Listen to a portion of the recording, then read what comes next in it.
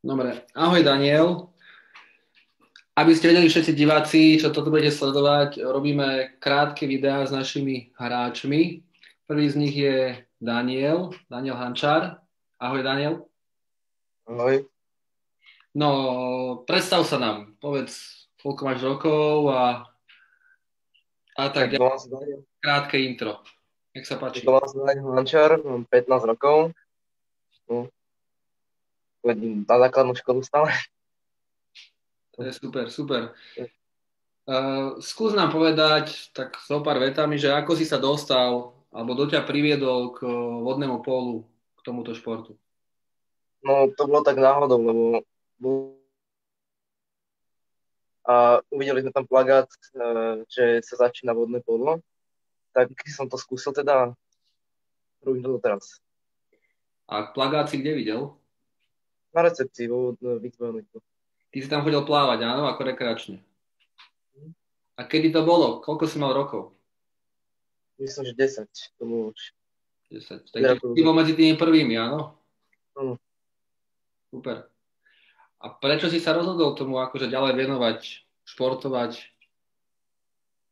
lebo ja som už plával od malička, tak bavilo ma plávanie, ale to samostatné plávanie už ma omrzelo.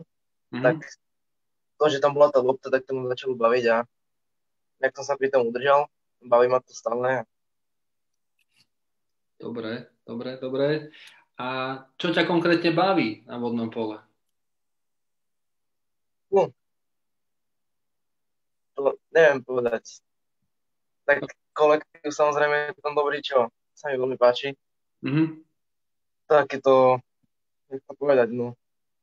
Hranie sa s tou loptou, proste to je, tréner nás nenúti k tomu, aby sme sa pri tom stresovali a tak, on chce pre nás iba, aby nás to bavilo a tak, Mhm. že nestresuje nás kvôli tomu, tak no. A baví ťa primárne čo? Hra, plávanie, alebo komplexne všetko, súboje? To je komplexný práve, že plávanie samostatne ma nebaví, Mhm. ani že vonku, že je hádzaná napríklad, tak sa to tak skombinovalo.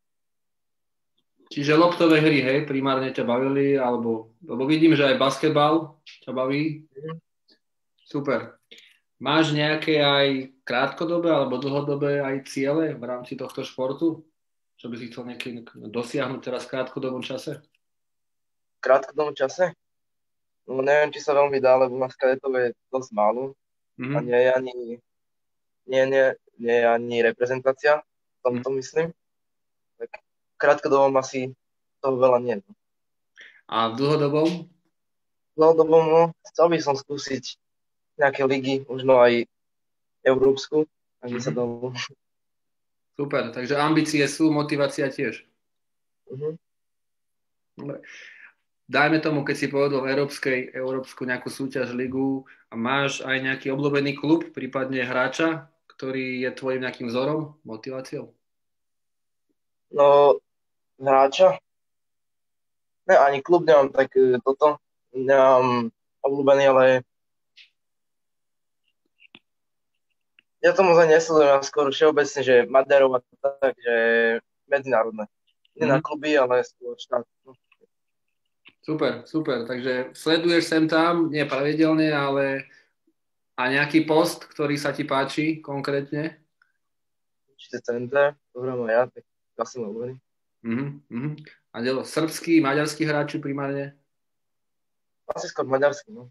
Maďarský, super, super. Dobre.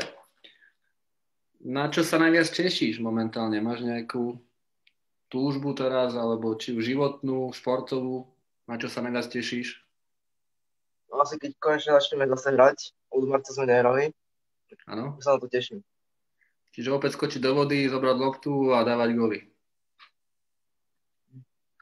Dobre. Aké je tvoje obľúbené jedlo? Bez ktorého by si sa napríklad nevedel predstaviť žiť. No a to sa dosť zmení teraz. Ja neviem, asi špagety. No najradšej. Čisté, či? No, bolognese. Bolognese? No, takže s mesom, hej? Bez mesa to nemôže byť. Sme sa asi nie. Čiže čisto s kečupom nebudú, hej? Cestoviny. Takže to je aj také, ale Dobre, dobre. najlepšie. Máš aj nejaký obľúbený koláč? Koláč. Koláčov ja moc neviem, takže asi nie. Mama nepečie? Ani nie, keď tak maximálne bublaninu. Super. Takže máš. Bublanina od mami vždy chutí. No tak je. A máš aj iné športy, ktorým sa napríklad venuješ? Samozrejme, že možno nie až tak úplne aktívne, ako Neopol, ale tiež také na rovnakej úrovni, dajme tomu. No basketbal si chodím zahrať 2-krát do týždňa minimálne s kamarátmi. Mhm. A ak vonku možno z hokejky máme, tak aj s hokejkou, zakopací a tak. Rôzne. Teraz ide zimná sezóna, tak vytiahneš hokejku a hokej, hej? No. A v lete okrem akože vody, čo konkrétne ešte aj basketbal a ešte aj čo? Bicykel? No, bicykel, chodím bicyklovať. Super, super. Tu je potom taká ďalšia otázka, že máš sen nejaký, ktorý by si chcel, aby sa raz ti splnil, taký vytúžený? Presný sen asi nie, no. Alebo túžbu? Túžbu? No chcem, aby sa mi darilo v živote, no. Aby som naďalej športoval, tak, ale vyslovene nejakú túžbu asi nie. A sen, že snívaš o niečom konkrétnom? Nič také. Nič?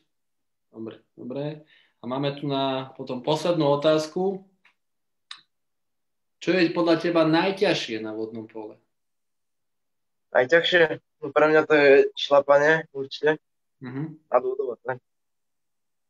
Čiže táto jedna vec, hej, nohy. Tam, no, nohy.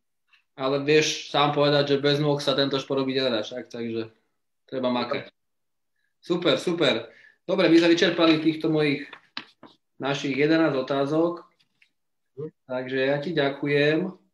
No a prajem ti všetko dobré v ďalšom fungovaní a hlavne, aby si stratil motiváciu a nebol demotivovaný súčasnou situáciou a minimálne sa tešil na to, čo bude.